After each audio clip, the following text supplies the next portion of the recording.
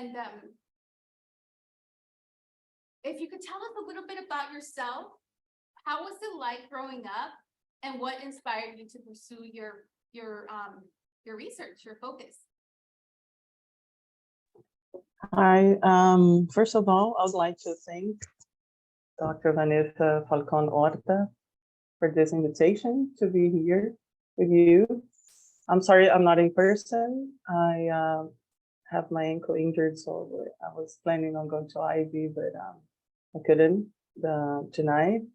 Actually, I'll be there with you for the next semester, teaching a Brazilian history class, so you can join and ask more questions about it at the end if you want.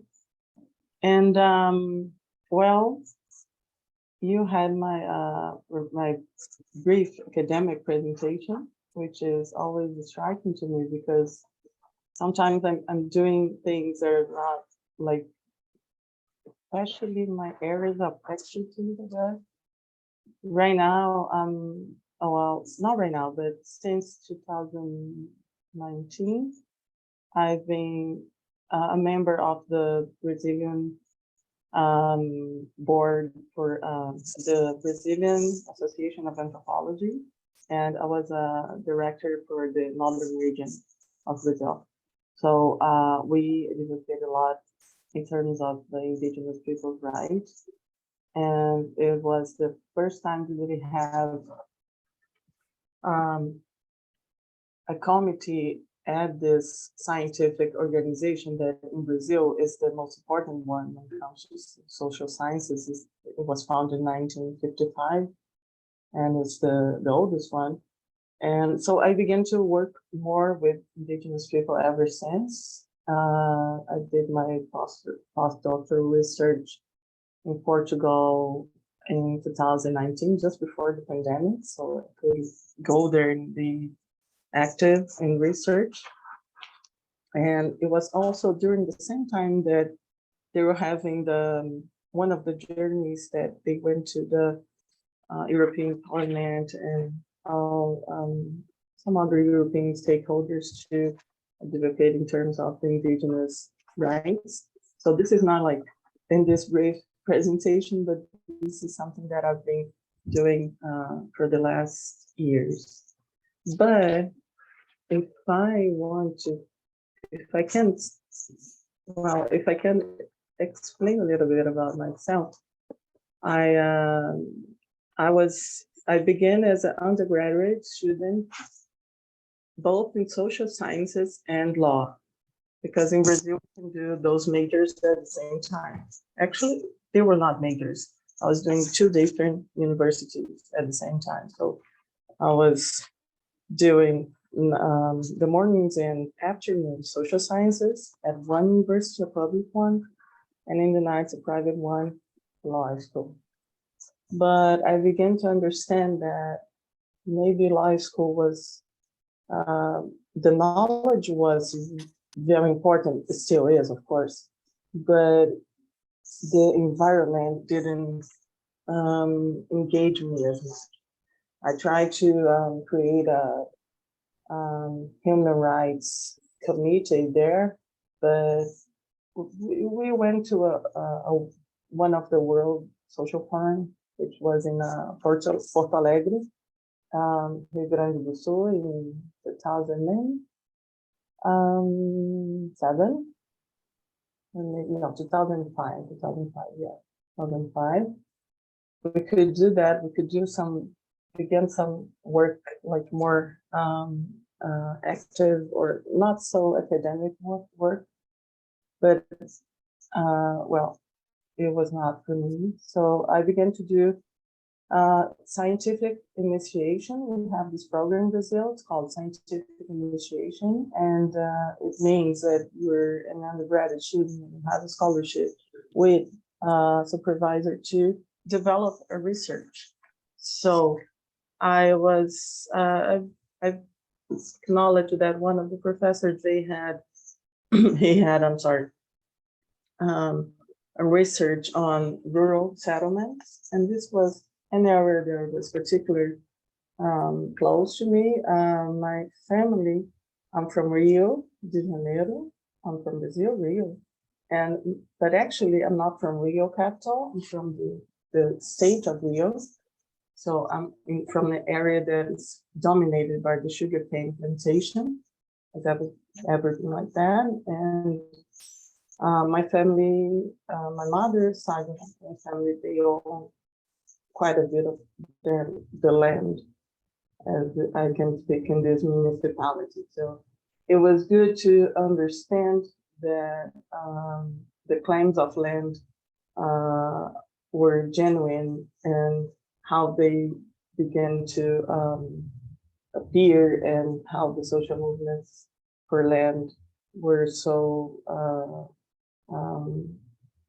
they were so new to Rio. 1990s, they were just beginning, and I began to research on the very first settlement that was organized by the Land Use People Works Movement, which is a big one of the biggest in Brazil, and it was the first occupation there in the northern region of Rio de Janeiro. And it was an 8,000 hectares long settlement. And it was very good because I had the opportunity as an undergraduate student to interview 153 families there. So I could understand a little bit of their lives, what they were like trying to accomplish there. How did they knew about the land reform? What do you think about the land reform? Their production, their income. So it was a 12-page long of a survey. But and this like was so important to me that I was like, no, maybe I want to continue pursuing this because it does make sense to understand how people are like thinking about their own lives. It's much more meaningful than numbers, right? And then there was this opportunity to continue my master's degree at the Federal Rural University of Rio de Janeiro, where they have a program on agriculture, society, and development. It was interdisciplinary, but now it's focused on social science. But at the same time, when I went there, I could like meet people from all over the country. They're still my friends, some of them, they're still part of my network, that they were studying the rural throughout Brazil.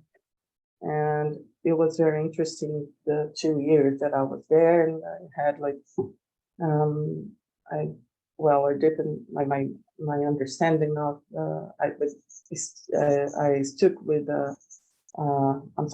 I stick with this research topic on the settlement, but I was thinking about the future horizon, trying to understand if the children that were born in the settlement, they had an opportunity to stay in land if they want to. So this is what mainly I was trying to do. And my advisor was an anthropologist, and I was very, how can I say,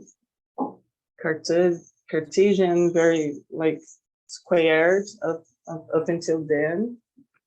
And my advisor, he showed me a different world, and like I was captivated by people's narratives. So I think I should make this my subject of study, actually.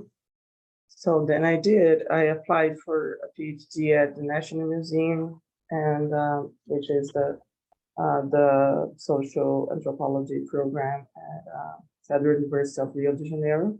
And my main goal was to understand the occupation of the land in the Amazon during the national integration period in 1970s, but from the family standpoint, because the state, they create and they propagate a vision that it was perfect, it was on point. We wanted to secure the borders, and that's what we did.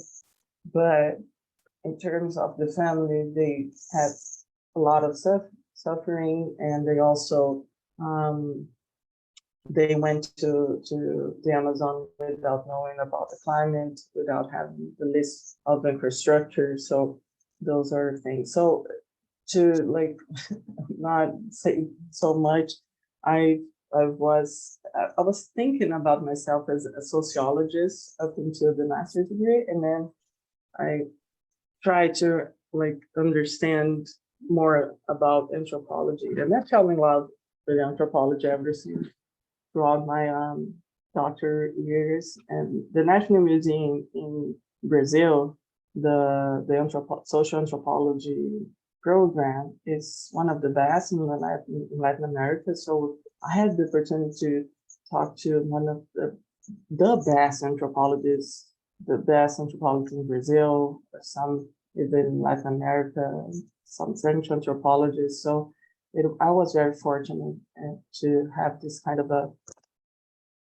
possibility to learn from that. So when I was almost finishing my degree, there was this opportunity to be a professor at Roraima. I was researching about Rondônia, which is, well, of course, another state in the Amazon. And I was like, no, but maybe I want to, yeah, it's still Amazon. I want to work in the Amazon. So I applied for there, and I've never taught a class before that. I was 27. And when I got accepted at the first phase, I was like, oh my God, it's happening.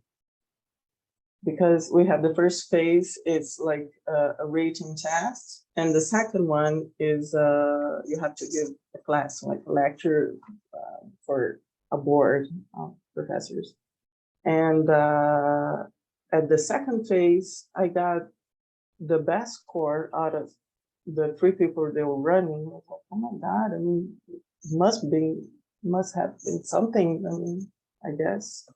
And then, well, long story short, I am a professor there. It's gonna be 10 years next year.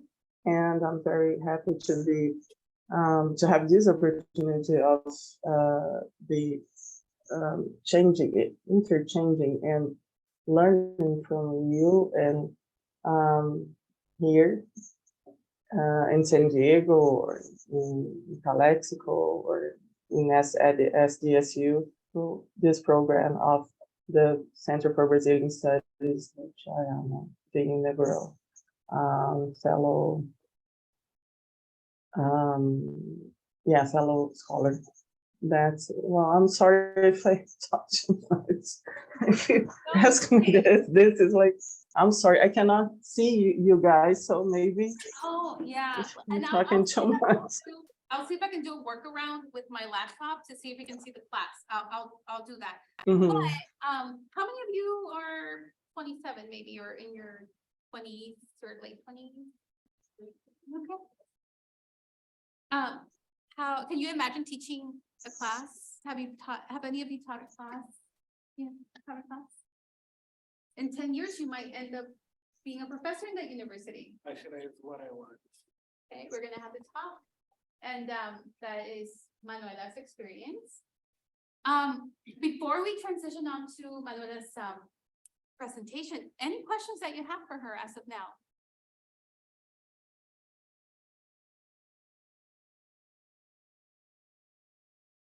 So bear with us, Manuela.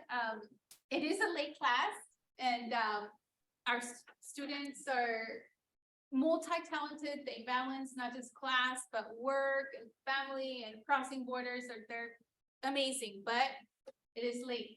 But we're excited for your session, and thank you so much for sharing your experience and your trajectory, and you know, overall how, I mean, 27 teaching your first class, and then now a professor in that class, 10 years, not just the class at university, 10 years later, and now visiting scholar visiting us here as well. So it's really a real treat, a real pleasure to have you. And in regards to the technicality of not being able to see the class, I'll work on that in a moment. But now transitioning on to Manuel's presentation, Dr. Cordato's presentation. Thinking about borders, thinking about borderlands. So have you heard of triple borders? Triple borders, like a border with three nations? Have you ever heard of that before? No? It's pretty interesting, no? Like we know like US, Mexico, but what about like, how would that look like? How is that like? So we're very curious, very interested to see, how that is, how that looks like. And I know for your work, you studied the triple borders of Brazil, Guyana, Venezuela. So it's going to be very interesting. And amongst the topic that we have particularly this week and also for the final is social justice. So if there are any insights, I know you're working on research at the Amazon. So also seeing Dr. Cordato's work is a perfect example of how to apply social justice with research, for example, right? To work with communities and to also amplify some of the injustices that are lived. Sometimes, unfortunately, for vulnerable communities, those injustices are not known around the world, but research is one of those ways in which that can be amplified. But also not just research, arts is another way, and we'll learn about that next week. So again, thank you for sharing your story. Would you like to share your screen or what's the best way? Yeah, I would like to share my screen, please. Okay. Can I try it? Yes.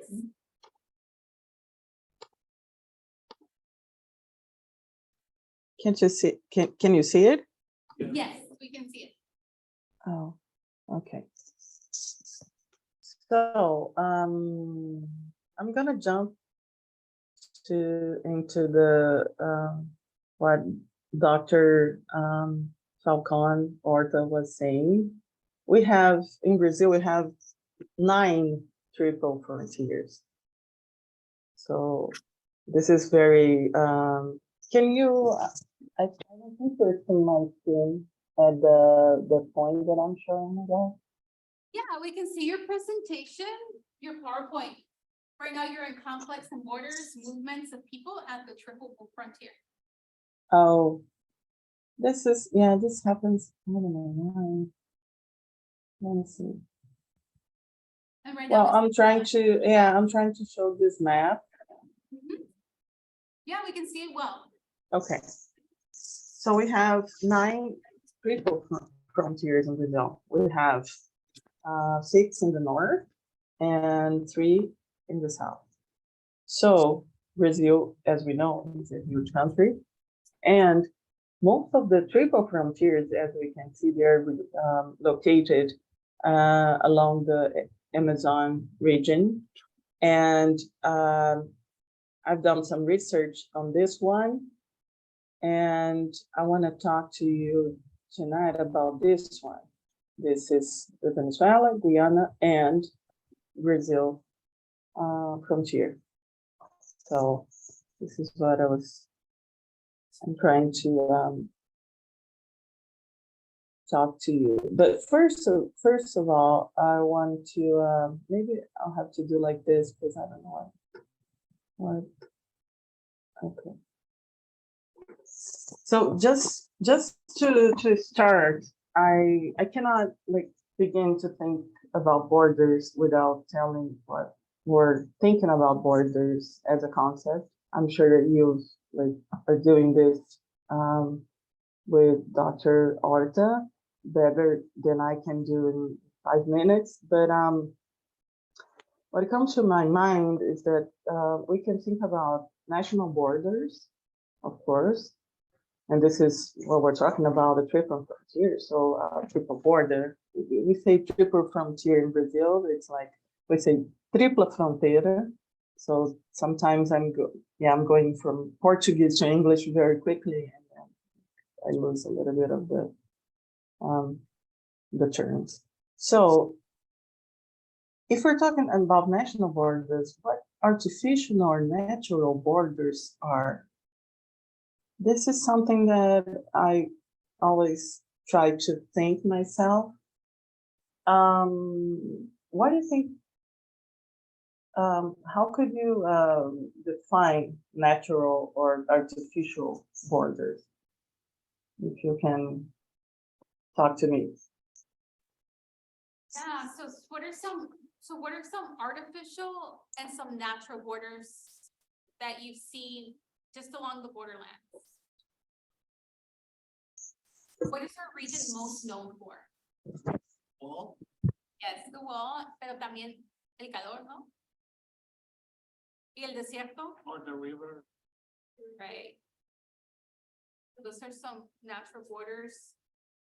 We have, the artificial border is, you know, the US-Mexico wall or walls, the triple border walls as well that we've seen here. But some artificial ones, yes, the desert, the river, and Guatemala también hay divisiones naturales. So hay divisiones imponidas por el hombre, pero también hay divisiones naturales, and those are natural borders. Can you think of any other natural borders? The mountain. Yeah, the mountains. So yeah, so we can think about natural borders, meaning that they're from the nature, they're there. And we can think about how we use those natural borders as imagined communities. This is one of the concepts that I like very much. It's very easy to understand. And it's Benedict Anderson says that we can think about national limits, national borders as imagined community because their ties are political within the state. It doesn't mean that they are they have a common identity. It's like it's almost imposed, and this is it is imposed. This is one of the things that we can think about. One of the ways that you can think about borders. Or also, I think you can think about different identities, and those identities are not imposed. When it comes to ethnicities, when it comes to indigenous and indigenous groups' identities, it's not imposed. So you have a land of the Wapishana people that also it's Brazilian and Guyanese at the same time. So it's on the two countries. So, okay. Those are our 9 triple frontiers. I want to talk to you about this triple frontier right here. Well, we have Boa Vista. Boa Vista is the capital of Roraima. It's the northernmost state of Brazil. It's located, as you can see, on the border with English Guyana, or Guyana right now, and Venezuela. So we have here an interesting border, as you can imagine, because Venezuela they speak Spanish, and English Guyana they speak English. Well, but they also speak Creole, they also speak Chinese, they also speak, well, I'm going to talk about it in a minute. And we have here in Brazil, mainly Portuguese as well as indigenous languages. And I want to show this map to you because we have to remind that in South America, we also have like a country where the official language is Dutch, which is Suriname, and French Guiana, which the official language is French, and it's also part of the European Union, and that's very striking for me and interesting. So I'm gonna talk about this triple frontier here between Venezuela, Guyana, and Brazil, and going towards the capital of Roraima, which is Boa Vista, which is the center that receives both of them, both of the population from the other country, because it's not so much Tijuana and San Diego. They're not like tied. They're not like at the a border per se, but Boa Vista is like 200 kilometers away from Venezuela border, which is sometimes, I mean, it's hard for me to talk in miles, but maybe you can understand kilometers. So it's 2 hours and away, like, when you drive a car. So it's a bit far, but at the same time, we have this relationship between Boa Vista, the capital, Venezuela, and Guyana. Just so you understand, and well, you can interrupt me at any time if I'm talking too fast or you don't understand something or want to discuss one of the ideas that I'm trying to accomplish here. This is one of the picture of this mountain called Roraima Mountain. And I don't know if you watch it, the movie, the animated cartoon, I don't know how to call it. It's about this, well, most of the movie is on this mountain. It's called Mountain Roraima. So up for adventures. I mean, it's a Disney movie. Just it's one of the recent ideas that we have about this place. Anyway, this is the area that we have the triple frontier. So we have on top of the mountain, most of the mountain, it's belongs to Venezuela, and secondly to Guyana, and just 11% to Brazil. So if you want to draw the place where all the triple borders they encounter, this is the place at the top of this natural border. So I want to tell you about a little bit about the Venezuelan immigration in Brazil. Brazil borders with Venezuela more than 2,000 kilometers long, and most of it is they are divided by rivers, so most of it would be natural borders.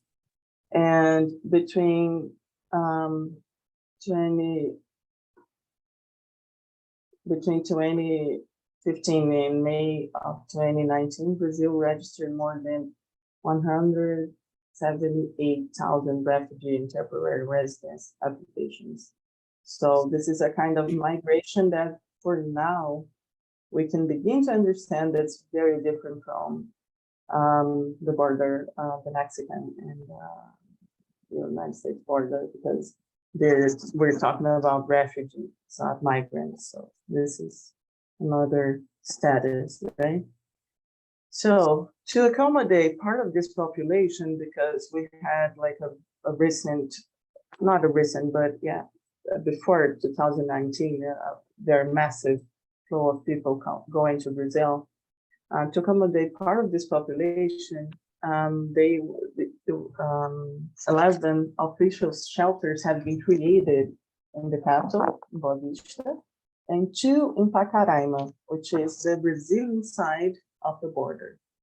And yeah, Brazilian side of the border, with Santa Helena de Guarém, which is the Venezuelan side.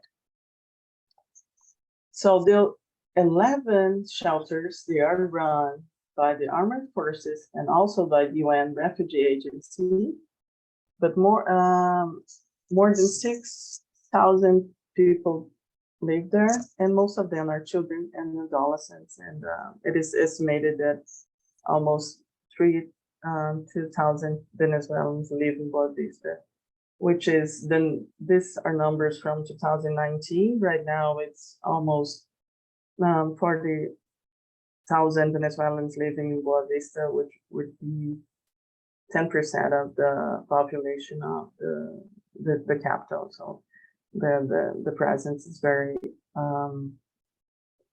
important there. And we have, well, in Boa Vista, there's a very xenophobic way of treating the Venezuelans, everyone from Venezuela. And this is one of the things that has been causing a lot of problems in the administration of Boa Vista and also in Roraima State. We're talking about one of the most conservative states in Brazil, Roraima, and we have this refugee situation when it comes to Venezuela. So it's a lot to say, like in a short presentation, but I want just to, maybe I was trying to understand like questions that you would ask, maybe how many people are going to Brazil per day or per hour? So approximately 800 people per day. But at the first time, or the first moment, it was commuting to work. But right now, it's seeking refugee and permanent residency or a route to another Spanish-speaking Latin American country. So what they're trying to do is stay at the in Boa Vista so they can send money for the families that are in Venezuela, or they are treating this passage as a route for another Spanish-speaking Latin American country, because it is, you were talking about language as well, and so language it's an important barrier for them, as much as Spanish and Portuguese is very similar. They're very similar, but sometimes the Venezuelans, they have Caribbean accent, and so it's very fast, and combined with the people from Boa Vista not wanting to understand them, it's not like very welcoming, to say the least. So we have also what we call Operação Acolhida. It reaches more 8,000 Venezuelans who internalize in Brazil in this year. So what the concept of internalizing means? The concept of internalizing means that they are trying to trying to find places that are safe, that they can work and they can live, but not being on the border or not being on Boa Vista anymore. So it's not like pressuring the system of health and education there. So it's kind of we have ups and we can have critiques and with maybe some accomplishments of this, but the thing is that it's not done properly in terms that the people are not well aware of what they're doing. So sometimes they are going to work on farms for less than a minimum wage. So maybe this is not like something they would want to do. So it's kind of going here and there, but there have been some accomplishments, and the work that UN does there at the border is very, very important, and has helped many people. You tell me if it's too much, if you want to have a question, okay? I'm gonna show you some pictures because I think it's good for you to understand. This is the border between Venezuela and Brazil. These are some people from Venezuela going to Brazil. So yeah, we have enough official posts, but they passed this official post. And then this is the Brazilian side. This is Pacaraima. This is the town that it's on the border with Venezuela and Brazil. It's a town that has 10,000 inhabitants, and this is one of the main streets for the services and the stores and everything. And yeah, it has happened some conflict between Venezuelan people and Brazilian people over there, especially during our government over Bolsonaro's government. And well, this is the town that is very close to the border. And we have the service of taxis going to pick up the border and bring them to the Brazilian side. You have some products that maybe the Venezuelans buy here and then bring to their country. Like sometimes it's lacking soap or toilet paper. Back in the day, well, like 2 or 3 years ago, because right now I'm not specifically sure how it's like going right now, because well, I was there before the pandemic. But this is one of the main streets. This is one thing that I want to show you. This is one of the shelters, as I was telling before. This is the indigenous shelter. So we have 2 shelters for Venezuelan people in Pacaraima, right on the border. And we also, I'm sorry, 2 there and 11 in Boa Vista, which is the capital. So this is one of the shelters. It's called Jaima Cuida, and mostly welcomes the Enyapa and Warao people that are going there. And this is one of the shelters in Boa Vista. It's like I said, they work from UN and also, and at some point, the armored forces as well. It's very important and interesting to keep the people with the minimum possibilities of living. And this is, well, these are not so great pictures, but I want you to take a little bit of a look at Santa Elena de Guairim, which is the Venezuelan side. And when I went to Roraima, which was in 2012, people used to go there to buy things. Like it would be a place that it's a cheap place for Brazilians to buy things, like the grocery store, makeup. I mean, it was this kind of relationship that we had. Well, they had with Venezuela, but right now it's the opposite. They come to Brazil seeking for products, or like more than that income. And then, yeah, it's very different from it was before 8 years ago. So this is what I was telling you about the Warao and Yapa immigrants. Those are the one of the 2 most important. Well, the ones that are more often in the shelters. I'm sorry, Warao and Yapa, indigenous people. And in Brazil, they have the same rights as indigenous. They're national, so they have the right to documentation, nationality, housing, everything. But the thing is that they don't have the understanding that Venezuela ends at some point and Brazil begins at the next. So they are understanding that this is their land, including Pacaraima, which means including part of Brazil as well.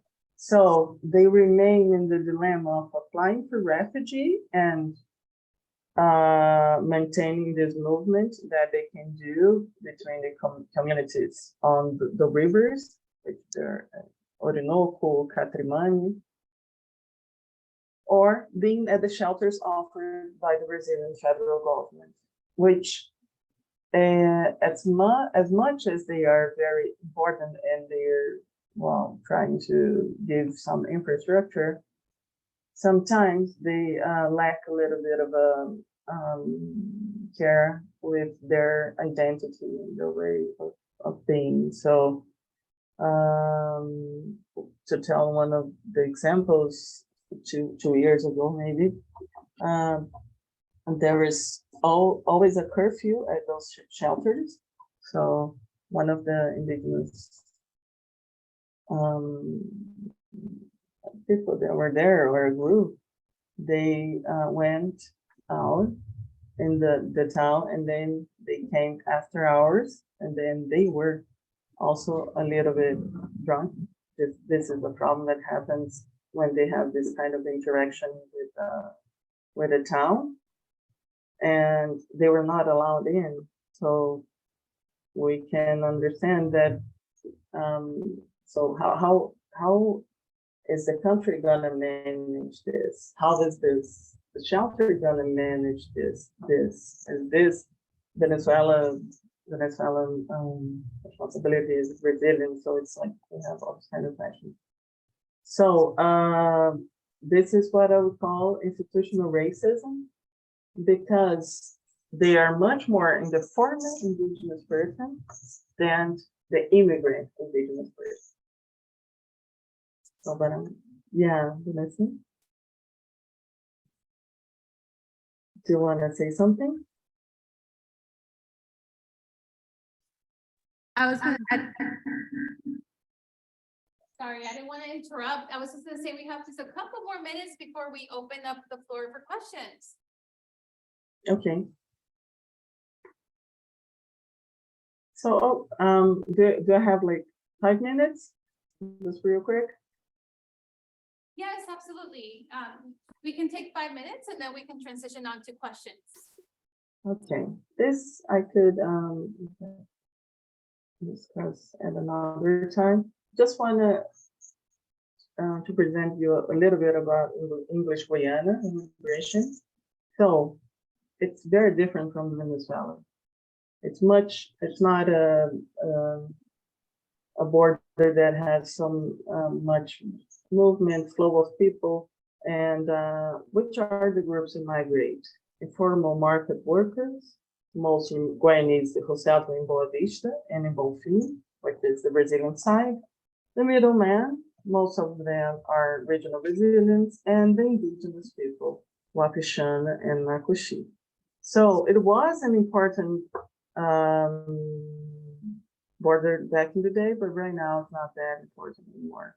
Well, Latin, which is this city right here, that city right here, has 2,000 inhabitants, and as you can look, it's has an unpaved road. So the infrastructure in English Guyana is very different from Venezuela, it's very different from Brazil. So you have an unpaved road up until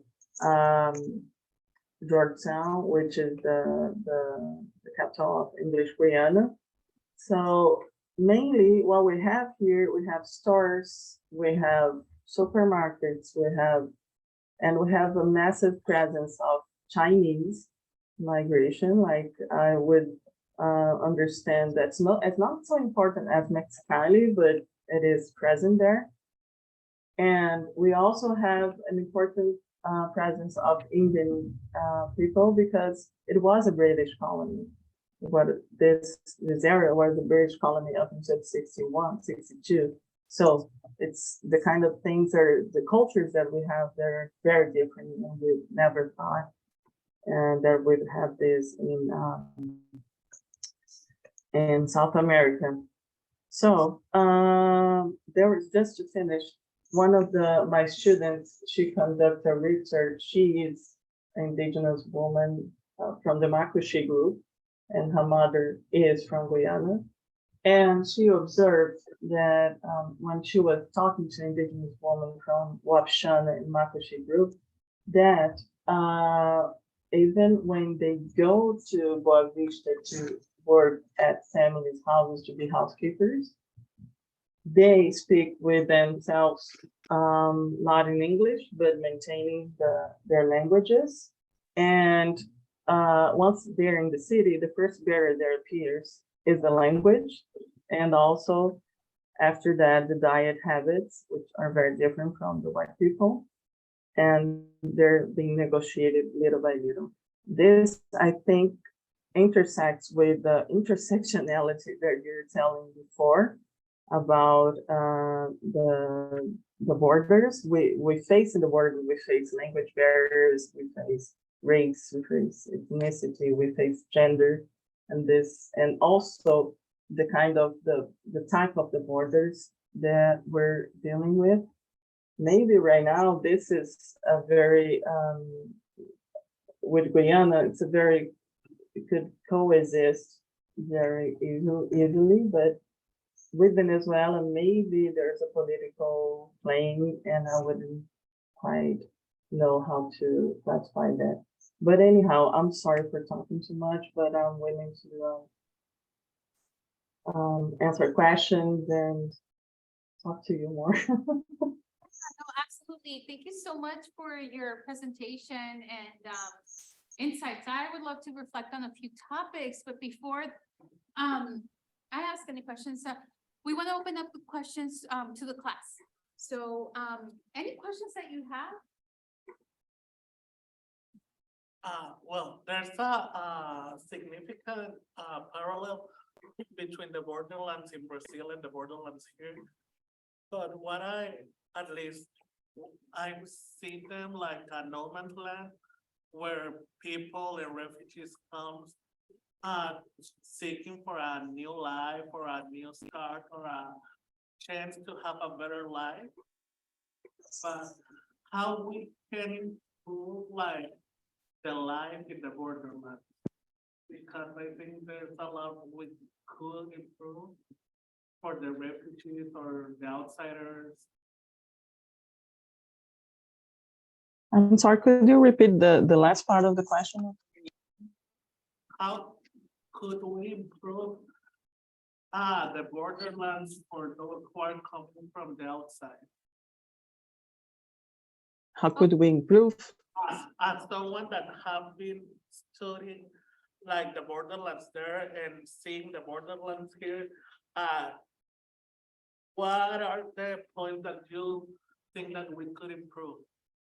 Okay. Well, there's so much different, but I think the thing that maybe even UN, this is not, I'm not going to say this, but well, the public policies, I don't think they take in account seriously the multiple face of identity of people. So this is something that we have to address, whether here or in other borders. So people, they are women, they are indigenous, they are women, but they are Black, but they're women. And then it is hard, it is, but this is something that when it comes to refugees, this is something that it would be important to address, I guess. We don't have the movement, of course, that you have here, or I mean, here in San Diego with Tijuana, the commuting movement, I'm telling like not social movement or anything, but the flow each day. But yeah, I think when it comes to the borders, the main thing is that the identity is not one layered. We have different identities. I think that anthropology would would very beneficial to help the public policies in this sense. Did I answer your question? Yes, actually. Thank you. And Isaac, thank you so much for that question. And I think on the topic of our class for this week and next week as well, is to continue to reflect on that. How can we improve life at the borderlands? And life at the borderlands is complex. And it depends, like as the Doctora Cordeiro was saying, it depends on identity, intersectionality, who you are, right? So how can we improve life at the borderlands? whether it be through research, through art, through policy, or even through your own exploration and reclaiming, your identity as well, or claiming your identity, meaning we look at so many concepts, right? One of them being like, me siento que ni soy de aquí, ni soy de allá, but what about soy de aquí, soy de allá? Just one of the many ideas, right? And the authorship of that and what that means for you as border scholars to narrate and tell your own stories as well through your autoethnographic work. So I appreciate that question. Thank you. And Dr. Cordero, also thank you for those reflections. Any other questions? So much. Yes. No, I'm sorry. No, go ahead. You go first. No, just briefly, I think it's important what Dr. Vanessa Falcone was saying, is that, well, in my mind, I think you guys, of course, as have this autoethnographic experience as well. You have to keep in mind that the things you do at the border are meaningful, because once you don't have one Brazil, the list that you have, the least amount of xenophobic posture that you have in Roraima, it takes a long way. I mean, people are very, it's very weird up there. So it's not the same here, of course, but I mean, we can take our like minimal actions, and those are meaningful. Like not just academic, but also art, as Vanessa was saying, and then there are multiple ways that we can address this intersectionality and this presence at the border. Dion, you have a question? Do you think that anything has changed for the past of the years, like back then versus now? Can you repeat? I'm sorry. Do you think that anything has changed between back then and this year? Like how much has been changed for the past of the years? In terms of? ¿De qué manera?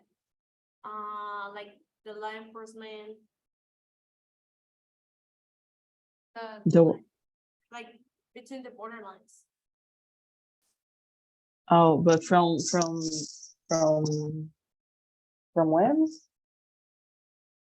Before, what's the period of time we're talking about?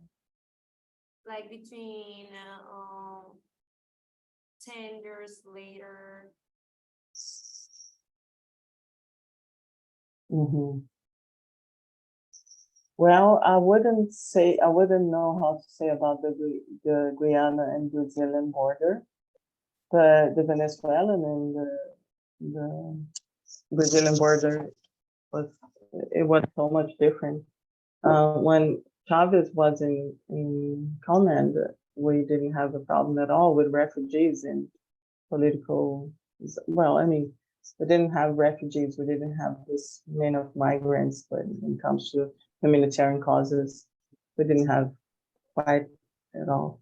So, and Venezuela is a very rich country, and it has going very fast, like downwards to a phase that right now they're mostly depending on us on the borders for like basic care. So this is one of the things that I would say that's very different. We would go there for tourism, not myself, but Brazilians would do. And we would like shop there. I mean, it was so much different kind of relationship with the country.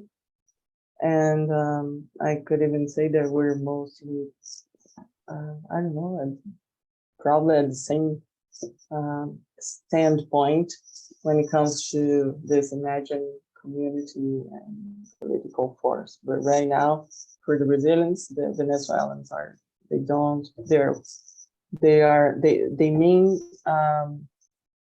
cheap workforce for housekeeping, for construction, for services, that's what they mean.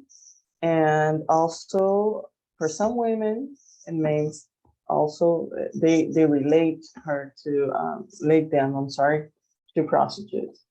So this is also another thing that's going on in Brazil. Even myself, one of the days that I was coming for the farmers market, we have a farmers market there. It's not as fancy as we have here in San Diego. It's actually not fancy at all. And then I was going home to one of the streets that were like not crowded, and they thought I was a Venezuelan woman, and the guy asked me about, well, I mean, if I was a prostitute. So nothing to say about me, nothing to say about the violence that women suffer, no matter nationality they have. So, and yeah, this leads me to another thing that you were saying about gender. I used to live at the state that commits, it's the second in feminicide in Brazil. So it's kind of it has to do also with the Venezuelan women, with the transgender people there. And it's a place that you can talk about anything, but we have like a different or harsh reality. What I'm trying to say. And how's I deviated a little bit your question, but I guess I answered. And how's the discrimination towards immigrants? Like, is there any violence towards them? Yeah, there has been like numerous, especially at the border in Pacaraima. Before the pandemics, there was one of these actions that one of the Brazilian people, they put fire on the one of the migrant camps at this town, and because supposedly they stole something from a Brazilian store, and yeah, it was a huge deal, and yeah, more often than ever, they are the Venezuelans are they are all the violence that happens in Boa Vista from the past 5 years, it's because of the Venezuelan people. So if there's not health for everyone, it's because of this Venezuelan people. It's not like if it's violent, it's because of Venezuelan people. So it's so striking because Boa Vista right now, it's almost like here. Well, here, as I say, well, maybe more Mexicali and Calexico than San Diego, of course, because San Diego is bigger. But we speak Spanish and Portuguese, like it's very often. But that's the thing that's very different from you guys, I guess. The same people, they do not speak Spanish and Portuguese. So there's this division. So those ones who speak Spanish, they are looked down on, and those who speak Portuguese are more important in the state. So we have a symbolic violence. We have like put on fire on camps. We have teachers refusing to educate children they're from Venezuela. So yeah, we have all kinds of violence there. We have just a few, 5 more minutes before we end our guest lecture for today. Any last questions before we conclude?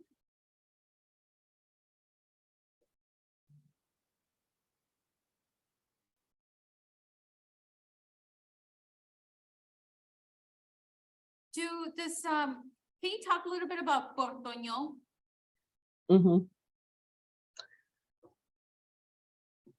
Yeah, Portugal. I think differently from Spanglish. What I said is not like they don't merge. It's we're trying to communicate because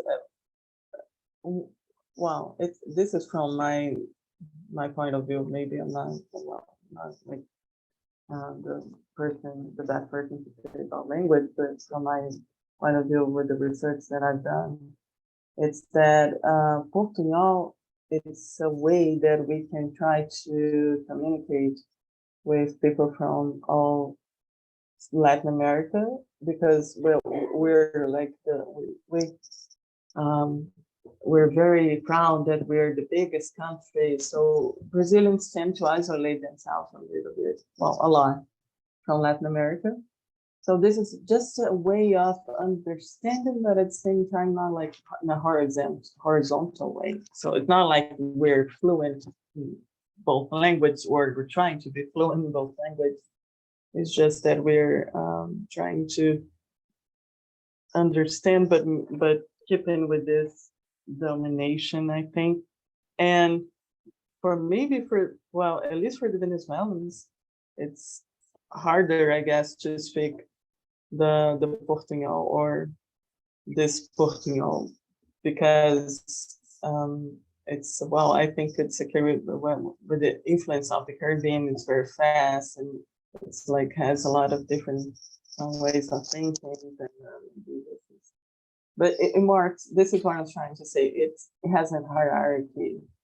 Portuñol for Brazilians is one thing. Portuñol for Venezuelans is another one. And we also see, have you, for the class I asked for us here, have we seen hierarchy in language? What are some ways that we've seen hierarchy in language just here at the US-Mexico borderlands, or more specifically in Imperial Valley, Mexicali?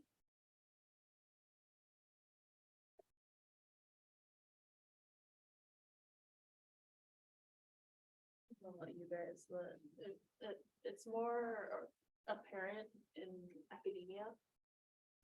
You have a really big difference between generations and teachers and the way that they're taught to teach. And when I was growing up, English class, period. That's the end. There's no like, let me help you, an English learner. No, they get sent to another class and that's the end of the conversation. And now going through the teaching credential, like getting to it, there's a lot more integration with law learners where you get to learn both English and Spanish. Those are classes that are now available like for everybody. It's not that's okay if you have to like meet all this criteria. Like you want your child to do all language, it's totally fine. But when I was growing up, I do remember very specifically, and you still find that remnants in some forms of academia where they section off spaces away from what they consider other, I guess. Segregate. Any other thoughts, reflections on language, Portuñol, Spanglish, English, Spanish, Brazilian, Portuguese? I'm sorry, it's been a really long day. I'm so sorry. Portuguese. Problem, yeah. Terrible. I've been here since. No. In Portugal, they say we speak Brazilian. And I don't, and actually, I think it's quite accurate because if you like the Portuguese from Portugal, it's like we have different accents, words, and it's a different language for me, I guess. What about indigenous languages? What about hierarchy there? We are not taken in consideration. Hey, Even when they were here, nobody cares about it. point to reflect, right? When we think about justice and we think about even linguistic justice, right? And sometimes we think, oh, language, what about, We don't even consider them like an option. right? It's not an option in el panorama. And when we think about justice and injustice, marginalization and the invisible is a form of injustice. Even what you see and what you don't see matters. Representation matters. And the erase, we understand, since we looked at the history and the colonialism and the eraser, right? And the even genocide for just being who you are, or being your ethnic, your culture, your language, and how that affected then present day. We were forced to forget who we were. And, taking all the new, like, way of being, because and conquer what wouldn't have happened. We still be like speaking our languages, or having our beliefs in different gods, or yeah, they can share with you. And there's ways, I mean, to that now activists and educators, artists are working towards restoring and restorative justice, right? Bring it back. We are at the end of our guest lecture. We want to be mindful of your schedule, Dr. Cordero, but before we end, we want to give you the last word. Are there any concluding thoughts, ideas, concepts, lessons, anything that you would like to share before we end? Oh, I want to thank you for the opportunity of talking at this class. And then thank you so much, Dr. Vanessa Horta. And well, it was fun to talk about my trajectory. It was not prepared at all. It was fun to remember things. So if you want to reach out to me to ask about anything, I mean, I'm more than willing to like have a talk or about those academic pathways, because sometimes they can be hard, I guess. Well, I guess now I know, and I think you know as well. And talking about the indigenous languages, it's they have been put in silence for very long in Brazil. Right now, we have some ways of throughout the public policies at schools and university as well to regain this kind of importance of the indigenous language. But I invite you to take a look, and I will send this to Dr. Horta, a book that's called Falling Sky. It is translated to English. It also, I think they also have, yeah, a Spanish version as well. And it's from one of the most important, or the most important, Yanomami leadership. And he's talking about the way that the white came to the forest, and he's talking about in a way that he perceived throughout his life. It's not academic, it's the knowledge from the forest.